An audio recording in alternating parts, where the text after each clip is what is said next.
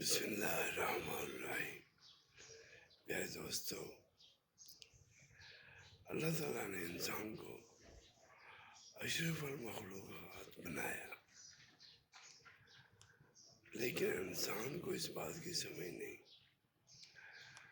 کہ جس ذات پاک نے آپ کو اشرف المخلوقات بنایا اور آپ بھولے ہوئے ہیں، آپ اللہ کے احکام کی پابندی نہیں کرتے، کیونکہ آپ کو بنانے والی اللہ کی ذات ہے۔ آپ کو مخلوق میں اشرف بنایا، اس کی قدر کریں اور دین اسلام کے مطابق زندگی گزاریں تاکہ آپ اللہ کی بارگاہ میں کامیاب ہو سکیں۔